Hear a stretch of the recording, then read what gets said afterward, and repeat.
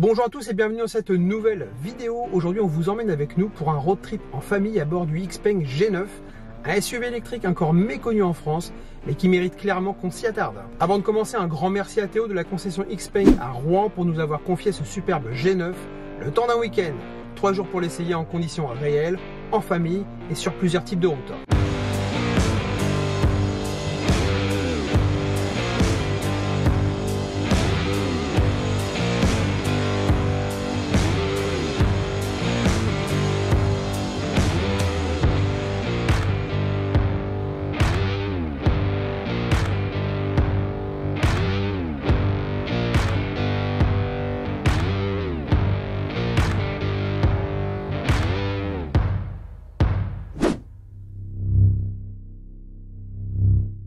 Dans cette vidéo, on va d'abord découvrir ensemble ce que propose XPeng, cette marque chinoise qui arrive avec de très grandes ambitions. Et bien sûr, on ne va pas s'empêcher de comparer avec notre Tesla Model Y propulsion que vous connaissez déjà. Vous allez voir, malgré les ressemblances, XPeng ne se contente pas de copier, certaines idées vont même plus loin, reléguant certaines marques au rang de l'ancien monde. Allez, place aux présentations, voici le XPeng G9 grande autonomie, un SUV aux dimensions généreuses, 4,89 m de long, 1,93 m de large et 1,67 m de haut. Sous le plancher, une batterie NMC nickel manganèse cobalt de 98 kWh, alimentée par une architecture 800 volts.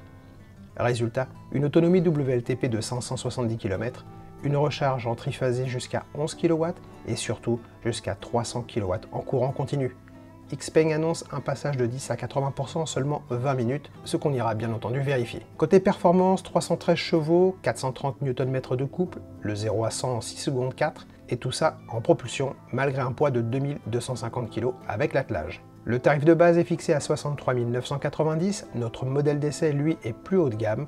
Il possède l'attelage électrique, le pack siège en cuir Nappa et surtout un système audio signé Dynaudio avec 22 haut-parleurs pour une puissance de 2150 watts, le tout pour un prix final de 69 270 €. Pour ce road trip, on a prévu un itinéraire mixte. À l'aller, 246 km jusqu'à Limbre et une étape à Boulogne-sur-Mer avec 80% d'autoroute. Au retour, un parcours de 208 km, cette fois-ci plus varié avec 40% d'autoroute et le reste en départemental et national. On ajoute à ça quelques balades locales, soit environ 50 km supplémentaires, soit un total d'un peu plus de 500 km sur 3 jours. Vu l'autonomie annoncée, aucune recharge n'était nécessaire, mais on a quand même décidé de faire une pause sur l'aire de la baie de Somme, sur une borne Ionity, pour tester la recharge ultra rapide. Je suis parti de la concession XPeng à Rouen avec 88% de batterie, juste le temps de faire les 27 km jusqu'à la maison, récupérer la petite famille et on reprend la route. Et dès les premiers kilomètres, c'est la surprise, le confort est bluffant, le silence à bord est saisissant et la direction est d'une souplesse rare. C'est justement là où la Tesla Model Y montre ses limites, un châssis plus ferme, une ambiance plus brute. Ici, on est clairement dans un autre registre, plus premium, plus feutré. Le tableau de bord du XPeng G9 embarque 3 écrans LCD, rien que ça. On trouve à bord un écran de 10 pouces derrière le volant dédié à l'instrumentation, puis 2 grands écrans de 15 pouces, l'un au centre de la console, l'autre placé directement devant le passager avant. Et je dois dire que cette configuration me plaît beaucoup. Côté multimédia, l'offre est très riche et moderne, à l'image de ce que propose Tesla. Le passager peut tranquillement profiter de films ou séries sur Disney+, Amazon Prime Video, Apple TV ou d'autres plateformes, même pendant que le véhicule roule. Et pour éviter toute distraction au conducteur, XPeng a pensé à tout. L'écran passager est doté d'un traitement spécial du verre qui le rend invisible depuis le poste de conduite. Il apparaît totalement noir. Côté son, il suffit simplement de connecter des écouteurs Bluetooth directement à l'écran passager pour profiter pleinement du contenu sans gêner les autres occupants. Premier point d'étape, sortie de Rouen, on entre sur l'autoroute A28, il nous reste 167 km à faire et le planificateur annonce une arrivée à Boulogne-sur-Mer avec 38% de batterie, soit environ 217 km d'autonomie. La consommation moyenne est de 19,1 kWh, franchement c'est très correct, surtout qu'on roule sur une portion limitée à 110 km/h. Un peu plus loin, on passe à 130 km/h, nouvelle conso, 20,5 kWh, rien d'anormal. J'en profite pour découvrir un peu le véhicule, notamment le régulateur de vitesse et le fameux X-Pilot, l'équivalent de l'autopilote chez Tesla. D'ailleurs, première similitude avec Tesla, le sélecteur de vitesse est placé exactement au même endroit et fonctionne de la même manière. Un clic vers le bas pour activer le régulateur et 2 clics pour le X-Pilot. XPeng ne s'est pas trop cassé la tête sur ce coup-là. Le régulateur justement est plutôt agréable à utiliser, il ralentit progressivement quand un véhicule est devant et réaccélère rapidement. Il gère très bien les distances de sécurité. Deuxième clin d'œil à Tesla, on règle cette distance depuis le volant, sauf que chez Xpeng c'est à gauche et chez Tesla c'est à droite. Mais tout n'est pas parfait dans les virages, même très léger, le G9 freine sans raison apparente, aucune alerte, rien au tableau de bord. Chez Tesla, dans ce cas, on a au moins un message de type assistance en courbe active, ici mystère, et c'est vraiment gênant, surtout avec des voitures qui suivent. On est obligé de réaccélérer à chaque fois pour ne pas gêner. Côté X-Pilote, le système fait le job, mais ce n'est pas aussi fluide que chez Tesla. Le volant corrige souvent, parfois un peu trop, mais le véhicule reste bien centré. On retrouve les mêmes freinages inexpliqués, voire quelques freinages fantômes, comme quoi il n'y a pas que chez Tesla que ça arrive. J'ai aussi testé le dépassement automatique, on met le clignotant à gauche, le véhicule se décale tout seul, dépasse, puis on met le clignotant à droite et il se rabat. J'ai eu quelques hésitations du système, mais il faut dire que moi aussi, je devais m'adapter. Petite pause à l'air de la baie de Somme, il y a des superchargeurs Tesla et des bornes Ionity 350 kW. On en profite pour tester les Ionity avec la carte Mobilize Charge Pass. Petit conseil, si vous roulez souvent, prenez l'abonnement à 5,99 € par mois pour bénéficier d'un tarif préférentiel à 35 centimes le kWh. Je branche le véhicule, je lance la charge via la carte et c'est parti.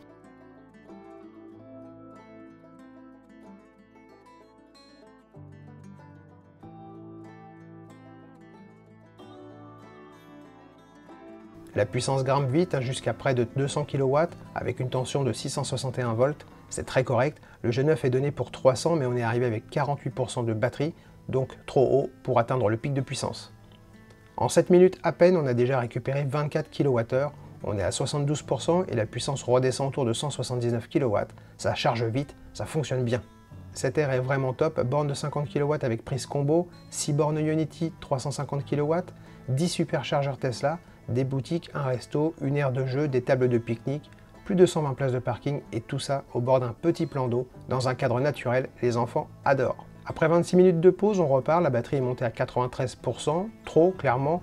En voyage, le mieux c'est d'arriver autour de 10% pour charger jusqu'à 80-85% maximum et bénéficier de la meilleure courbe de charge. Au-delà, on perd du temps. Coût de cette recharge, 18,89 € pour 48 kWh récupérés en 26 minutes, soit 35 centimes le kWh comme prévu. On reprend la route, jusqu'ici la conso est à 21,6 kWh, c'est franchement raisonnable pour ce type de véhicule. Météo France annonce du vent dans le nord, donc on s'attend à consommer un peu plus.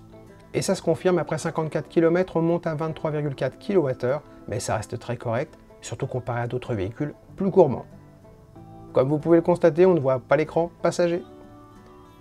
70 km après l'aire de la baie de Somme, on arrive à Boulogne-sur-Mer pour retrouver nos amis, conso moyenne 23,1 kWh. Après avoir passé une soirée en bonne compagnie, il est minuit 25, on reprend la route vers la famille. Et là, petit bémol, l'éclairage du G9 est vraiment en retrait comparé à notre modèle Y. On a presque l'impression d'avoir des halogènes. 35 km plus loin, entre Bologne et Limbre, avec de la 4 voies à 110 et un peu de départemental, la conso redescend à 20,2 kWh. À notre arrivée, il reste 69% de batterie, soit 296 km d'autonomie. Je ne branche pas le véhicule pour la nuit, on verra demain. Le lendemain, on retrouve des amis et cette fois, c'est ma femme qui prend le volant, moi je m'installe côté passager. Et vous ne le voyez pas à l'image, mais les sièges massants à l'arrière sont activés. Les filles sont ravies, chacune dans son monde avec sa musique dans les oreilles. Pendant que je me laisse porter, je joue un peu avec l'écran passager, je navigue sur ma chaîne YouTube. Au passage, si ce n'est pas déjà fait, pensez à vous abonner, c'est gratuit et ça me fait toujours plaisir. Ce petit trajet de 23 km mélange de la 4 voies à 110 km/h et un peu de départemental à 80, résultat une conso descendue à 16,1 kWh. Franchement, c'est très correct, surtout vu le gabarit du véhicule. Ah oui, j'ai failli oublier un point que je trouve très malin chez Xpeng, l'autonomie dynamique. On peut choisir d'afficher soit l'autonomie WLTP classique, soit une autonomie dynamique. Cette dernière tient compte de votre style de conduite, de l'environnement, de la météo, bref, une estimation en temps réel, beaucoup plus précise. Petite anecdote, la veille il restait 296 km d'autonomie pour 69% de batterie. Après 23 km, on est à 63% de batterie, mais 306 km d'autonomie affichée. Oui, on a gagné 10 km. Merci la conduite douce et les conditions idéales. Le soir, je décide de brancher le G9 avec mon câble domestique d'Aolar, que j'emmène partout. Je règle l'intensité sur 10 A, car je le branche sur une simple prise standard. À ce moment-là, la batterie est à 57%, avec 254 km d'autonomie. La puissance de charge plafonne à 2 kg. Et oui, il faut plus de 25 heures pour atteindre 100%. Autant dire que ce type de recharge est à réserver au cas exceptionnel avec une batterie de plus de 60 kWh. C'est clairement une solution d'appoint, pas une recharge quotidienne. Encore un clin d'œil à Tesla avec l'application Xpeng qui permet de gérer le véhicule à distance. On retrouve les fonctions classiques, verrouillage, ouverture du coffre, des vitres, démarrage de la clim, du chauffage, gestion de la recharge. On peut même ouvrir la trappe de charge depuis l'appli, et heureusement parce qu'en dehors de ça, il faut passer par l'écran central dans l'habitacle et visiblement il n'y a pas d'autre moyen, à moins que l'info m'ait échappé. L'application fonctionne bien, même si elle est un peu moins réactive que celle de Tesla. J'ai noté quelques légers temps de latence, rien de bien méchant, mais c'est à signaler. Après 25 heures de charge étalée sur 2 sessions, le véhicule est à 100%, l'appli indique 12h40, car elle ne comptabilise que le temps actif de charge. Résultat, une autonomie annoncée de 494 km, ce qui est cohérent avec les données constructeurs. Il est temps de reprendre la route vers la Normandie. Cette fois, on choisit un itinéraire plus direct qui nous fait gagner environ 40 km, un mixte 40% de nationale et départementale et 60% d'autoroute. L'idéal pour tester le G9 sur un vrai trajet mixte. Petit bémol, le GPS intégré ne nous propose pas ce parcours alors que Google Maps ou Waze le recommande. C'est assez étonnant, surtout qu'il est à la fois plus court et plus rapide. Pas grave, on connaît la route, on suit notre propre itinéraire et au bout d'un moment, le GPS finira par s'y faire. Je ne vous ai pas encore parlé du radar du G9 et comment dire, il est perfectible. Il fonctionne, mais il y a un petit décalage avec la réalité. Par exemple, on croise une moto, bonne nouvelle, elle est détectée, elle apparaît à l'écran, mais le timing n'est pas parfait. Ensuite, on croise plusieurs voitures et là, plus rien. Pourtant, le système arrive à capter des véhicules sur la voie la plus à droite. C'est un peu incohérent. Regardez la Clio bleue à l'écran et comparé avec la réalité, il y a clairement un souci de précision. Ce n'est pas rédhibitoire, mais ça mériterait une mise à jour logicielle pour corriger ces imprécisions. Allez, petit point conso rapide, on a parcouru 59 km depuis notre départ, 67 km depuis la dernière recharge. Résultat, une consommation de 17,6 kWh au 100. Franchement, c'est plutôt pas mal. On entre maintenant sur l'autoroute. À ce stade, on a roulé 80 km. La conso est légèrement montée à 18,4 kWh. Rien d'alarmant, il nous reste 84% de batterie et toujours 456 km d'autonomie. Par contre, le GPS commence à faire des siennes. Il nous suggère de quitter l'autoroute sans raison apparente. Bien entendu, on ne l'écoute pas et on reste sur l'autoroute, logique.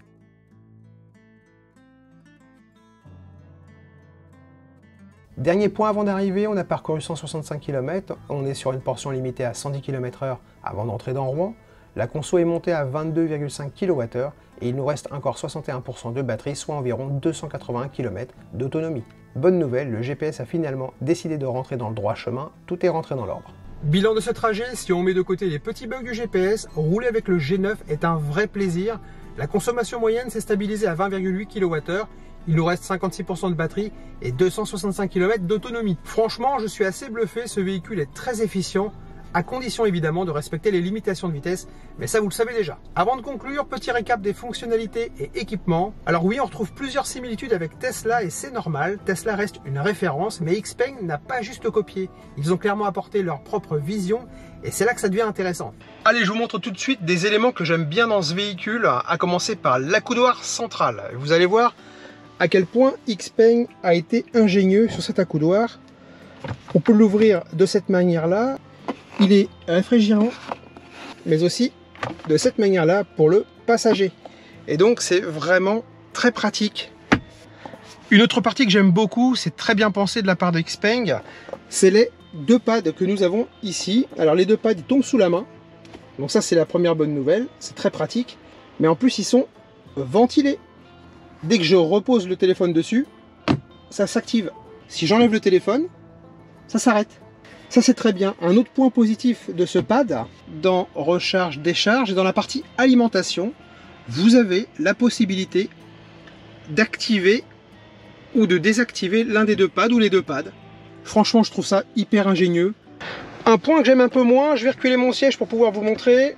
Et d'ailleurs, on retrouve ça chez Renault aussi, c'est le rangement qu'on a sous la console. Donc ici, c'est complètement ouvert. Et d'ailleurs, vous y trouverez une prise USB type A, une prise USB type C et un allume-cigare 12 volts 180 watts. Voilà, donc vous avez un rangement ici pour le sac à main de madame, pourquoi pas, une sacoche, peu importe. Mais ça reste ouvert, donc vous pouvez pas laisser ça en permanence ici. Donc ça c'est bien, oui, mais moi je préfère quand c'est fermé quand même. Donc du coup, voilà. Un autre point que j'aime beaucoup dans ce véhicule, un peu à l'image de Tesla, la possibilité de gérer les grilles de ventilation avec la tablette, mais pas que, je vous montre ça tout de suite. Vous avez ici la possibilité, tout comme avec Tesla, la possibilité de régler les flux d'air. Donc c'est très pratique. Un peu de mal avec celle-ci, voilà, ok. Mais vous pouvez également les arrêter. En arrêter une, en arrêter deux. Je trouve ça super intelligent d'avoir pu faire ça. C'est pas le cas chez Tesla. Un élément qui peut paraître gadget dans le véhicule, ici vous avez enceinte multimédia. Les sons des médias embarqués peuvent être diffusés à l'extérieur du véhicule. Vous cochez cet onglet et vous avez des enceintes à l'extérieur du véhicule, plus précisément à l'avant du véhicule, qui se mettent en route pour pouvoir vous proposer de la musique à l'extérieur du véhicule lorsque vous pique-niquez, vous faites du camping et autres. Voilà, donc vous avez, la voiture vous propose ça, donc avouez quand même que c'est marrant. Voilà. Comme déjà évoqué, il y a beaucoup d'éléments qui proviennent de Tesla, enfin en tout cas les idées sont celles de Tesla à la base. Elles ont été en partie reprises par Xpeng. Ils ont pris ce qu'il y avait de bien chez Tesla, et peut-être d'autres aussi, mais ils ont pas mal amélioré également certains éléments. Comme par exemple, lorsque vous quittez le véhicule avec le téléphone, donc le véhicule se ferme, vous avez un peu à l'image de Tesla le klaxon qui s'active au niveau du véhicule, et vous avez une petite notification également sur le téléphone pour vous prévenir que le véhicule il est bien fermé. Je m'absente du véhicule, c'est parti.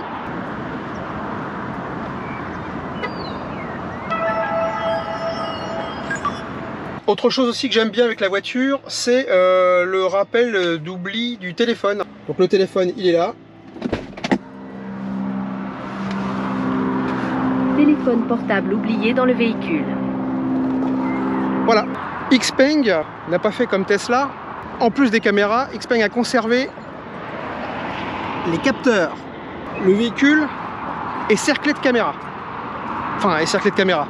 2 caméras et 2 capteurs. Et ça, je trouve ça beaucoup plus intéressant. C'est beaucoup plus précis. Notamment quand vous faites des manœuvres. Je rappelle que ce véhicule, c'est 4,90 m. C'est franchement un gros bébé.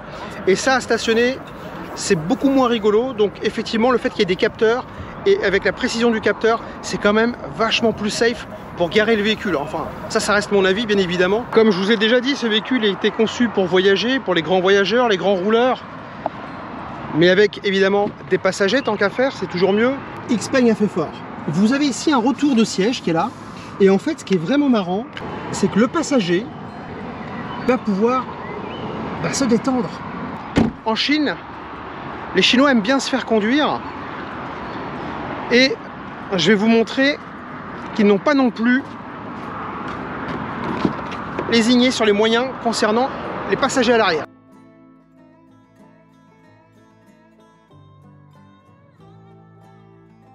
Il y a plusieurs choses à dire. À l'arrière, vous avez ici une petite molette qui vous permet d'avancer, qui vous permet de remonter cette partie-là. Quand on est grand, on aime bien avoir les jambes calées, en tout cas le dessous des genoux calés. Autre chose aussi, je vais passer à l'accoudoir. Franchement, il est quand même pas mal. J'espère que mes filles ont vidé l'accoudoir parce que c'était le bazar tout à l'heure dedans. L'accoudoir, donc vous avez la possibilité de ranger 2-3 bricoles dedans. Bon, c'est pas très grand. Bon, au moins ça le mérite d'exister. En plus de ça, vous avez ici 2 supports pour des bouteilles, pour des boissons. Donc ça, c'est plutôt pas mal aussi. J'aime assez bien. Ici, on retrouve 2 prises, une USB type A, une USB type C. On va rester sur le siège. Il y a un élément que j'aime beaucoup. Ici, vous trouvez un interrupteur supplémentaire. À quoi sert-il? Là, il y a un logo avec un siège dessus. Regardez. Donc le siège, il s'incline sur à peu près 35 degrés si j'ai bien retenu la leçon. Petite déception concernant le coffre. Alors le coffre, évidemment, on a l'habitude à la Tesla Model Y. Alors avant de passer à la petite déception, on va quand même passer à un élément que je trouve positif. C'est ça. Le cache-bagage sous forme de rideau. Bah ouais, c'est franchement top. Moi j'ai connu ça sur le Grand Scénic. Qu'est-ce que c'est bien. Franchement, ça c'est top. Voilà, donc on connaît bien. Le coffre est pas très grand. Je me rappelle plus, je vais vous mettre en illustration la taille du coffre, je me rappelle plus exactement, je crois que c'est 600 et des bananes. Vous avez ici un petit rangement, j'ai bien dit un petit rangement. C'est pas grand, voilà, c'est pas grand du tout. Un petit filet de retenue. Le caisson de basse d'Inaudio. Et ici, la possibilité de rabattre un siège ou 2 sièges. On va parler du frein à l'avant. Ici vous avez une petite manette, il faut le faire 2 fois. Une fois, 2 fois pour pouvoir l'ouvrir parce qu'en fait sinon il s'ouvre pas. C'est une sécurité, visiblement. Il pense à la maladresse, ça arrive. Donc il y a des vérins, un vérin de chaque côté. Et le voici. Il n'est pas très grand. Vous allez pouvoir mettre 2-3 câbles, ou même plus si vous en avez d'autres. Et c'est plutôt pas mal. Un autre truc qui est plutôt sympa avec ce véhicule, c'est le soft close. Alors le soft close, bien évidemment, quand on claque la porte, on ne s'en rend pas compte, ça ne fonctionne pas. Par contre, quand on l'approche, voilà. J'allais oublier de vous parler d'un élément important qui a amusé tout le monde, surtout mes filles. Il s'agit en fait des sièges maçons. Alors les sièges maçons, on parle des 4. Les 4 sièges sont maçons dans le véhicule. C'est juste un truc de dingue. Le véhicule vous propose différents types de massages. Vous avez le choix aussi de l'intensité, ici, faible, milieu, haut, et le choix également des sièges. Alors je trouve ça particulièrement bien. En plus, je rappelle que les massages, ce sont des vrais massages, comme du rolling en fait. Ce sont vraiment des boules que vous sentez dans le dos. Donc c'est plutôt sympa. C'est pas des coussins d'air qui se gonflent et qui se dégonflent. Là, on est vraiment sur un vrai massage. Je trouve que c'est plutôt pas mal. Je vais voir si je peux vous montrer comment ça fonctionne. Je sais pas si ça se voit à la caméra.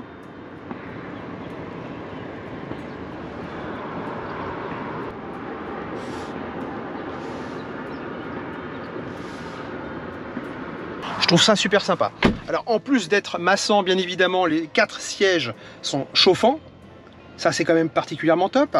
Et en plus de ça, les 2 sièges avant, donc passager et conducteur, sont ventilés. Alors ça c'est juste génial quoi, les sièges ventilés c'est top quoi. Je connaissais pas moi les sièges ventilés, parce que moi je l'ai pas sur la Tesla. Et c'est tout simplement génial. Quand on est passager de ce véhicule, eh ben, on a un écran qui est en face de soi. Qui est plutôt très sympa, qui est lumineux pour le coup, qui est de bonne facture, de bonne qualité et qui vous propose plusieurs applications que vous connaissez déjà, comme par exemple YouTube, Disney+, Apple TV, Spotify, Amazon Music, Prime Video. Alors il manque Netflix. Xpeng serait en négociation avec Netflix pour les droits. Donc voilà, donc c'est une histoire certainement de gros sous. Ce qu'on a là, on peut également l'avoir ici. Mais d'après ce que j'ai vu, si je le mets ici, je crois que je peux plus le mettre ici, en même temps. On va essayer pour voir, voilà. Ok, donc ça l'enlève. Donc c'est ou l'écran central, ou l'écran passager. Mais pas les deux. C'est-à-dire qu'en fait, en gros, et ça fonctionne également pour autre chose. C'est-à-dire que si je mets ici YouTube par exemple, bah, ça annule automatiquement ce côté-là. Donc en fait, si on est arrêté, je peux pas regarder quelque chose, moi, sur YouTube par exemple, et mon passager regarder un truc sur Disney+ ou autre chose, c'est soit l'un, soit l'autre. Pas les deux en même temps. Donc voilà, c'est bon à savoir.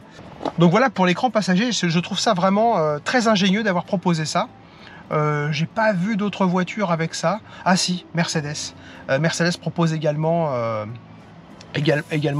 double écran comme ça, une grande dalle comme ça sur le tableau de bord. Mais bon, quand on voit le prix de la voiture, si vous voulez, je crois que c'est le double de celle-ci. Pour beaucoup moins cher que la Mercedes, vous avez un écran multimédia pour le passager. Allez, on reste encore un peu dans la copie, mais bon, allez, je vais arrêter avec la copie. Un beau toit en verre panoramique. Le traitement est bien fait. C'est pas la fournaise dans le véhicule, justement, donc c'est intéressant. Il existe aussi aftermarket, de quoi pouvoir le couvrir si nécessaire, si vous partez dans les pays chauds. Un truc qui manque dans la Tesla, c'est le range-lunettes. Et ouais, le range-lunettes. C'est pas une innovation, le range-lunettes, c'est vieux comme... C'est quand même une bonne proposition d'avoir un range-lunettes, je trouve. Quand je vous dis que la voiture, elle pense à tout. Toujours côté passager. Le miroir de courtoisie vous déclenche une petite application sur l'écran qui vous permet en fait de choisir l'intensité. Alors ça s'appelle le mode maquillage de la voiture. Mode maquillage qui vous permet de, selon le maquillage que madame va mettre, ça permet de choisir une couleur lumineuse ici autour, une intensité, vous voyez, de manière à pouvoir faire ressortir le maquillage que vous mettez. Bon. Quand je fais l'arrêt pour recharger le véhicule, j'ai un peu galéré parce qu'en fait, j'ai utilisé l'onglet qu'il y a directement dans le véhicule Ok, port de charge, vous voyez, ici. Et en fin de compte, je me suis aperçu après qu'il existait également sur l'application. Ça s'appelle prise. Donc vous appuyez ici. Et voilà. Et ce que j'aime bien, c'est que la trappe, elle rentre à l'intérieur du véhicule. Ça protège la trappe, on ne sait jamais. Si un coup malheureux, c'est vite arrivé, surtout quand vous rechargez les véhicules. Vous pouvez tomber sur des bourrins qui vous abîment ça. Là, au moins, la trappe, elle rentre à l'intérieur du véhicule. Je trouve que la cinématique, elle est pas mal sur cette trappe-là. Allez, oui, j'allais oublier de vous dire aussi également. Un petit bémol, alors je sais pas si ça le fait sur tous les véhicules. Sur le véhicule que j'ai à l'essai, lorsqu'il y a des mouvements de caisse, il y a des bruits de joints de porte. C'est le seul bruit que j'ai entendu dans le véhicule. Le véhicule est très silencieux, c'est pas méchant, je pense que si on met un produit sur les joints, ça va peut-être atténuer le bruit, peut-être, je sais pas. Hein. On n'a pas parlé du son, c'est très agréable. Il y a 22 haut-parleurs, ça fonctionne bien. Je crois de mémoire qu'il y a 2150 watts de puissance cumulée. Hein, donc c'est Dynaudio qui gère ça. Ça manque un peu de profondeur au niveau des basses. Mais sinon ça fonctionne très bien, il n'y a rien à dire.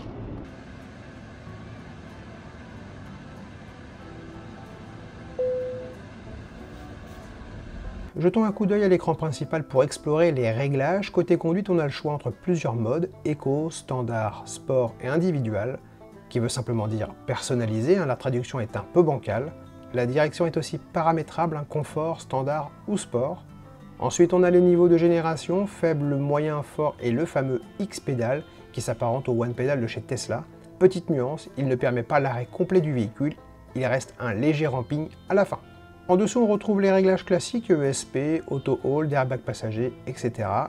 Et un truc bien sympa, vous pouvez connecter une Nintendo Switch, un PC ou un autre appareil via USB-A et utiliser l'écran principal comme moniteur secondaire, c'est bien vu. Autre originalité Made in China, 2 modes de détente intégrés, un espace sommeil et un mode zen, parfait pour se reposer pendant une recharge. Je n'ai pas encore eu l'occasion de tester, mais l'idée est là. Côté multimédia, Xpeng fait fort, hein, Apple CarPlay ou Android Auto sont présents, et ça, ce n'est toujours pas le cas chez Tesla. Le planificateur d'itinéraire, lui, est plutôt bien fichu. Prenons l'exemple d'un Rouen-Bordeaux, l'interface propose 3 trajets différents, avec 3 arrêts pour recharger, il indique l'heure d'arrivée, l'opérateur de la borne, le pourcentage à l'arrivée, la puissance de recharge et même le temps d'attente estimé. On peut même cliquer sur chaque borne pour voir les prises disponibles. Franchement, ça fait le job. Alors j'ai complètement zappé de vous parler de l'attelage, et oui, ce G9 est équipé d'un attelage rétractable. Si vous comptez utiliser un attelage, pensez à le prendre dès la commande, il n'existe pas encore de solution en accessoire pour l'installer après coup. L'attelage électrique s'active depuis l'application Xpeng sur le smartphone. Encore désolé, j'ai pas pensé à vous filmer la manip, mais c'est vraiment très simple. Alors est-ce que ce Xpeng G9 peut faire de l'ombre à Tesla, Mercedes ou encore BMW? La réponse est oui, clairement, Xpeng est un concurrent à prendre au sérieux, avec un produit très bien fini, bien équipé et qui coche presque toutes les cases. Ce G9, c'est tout sauf de la chinoiserie. J'espère que cette vidéo road trip en famille vous a plu. Dites-moi ce que vous pensez de ce véhicule dans les commentaires. Pensez à vous abonner si ce n'est pas déjà fait. Un petit like si vous avez apprécié. Et moi, je vous dis à très vite pour une nouvelle vidéo. Restez branchés.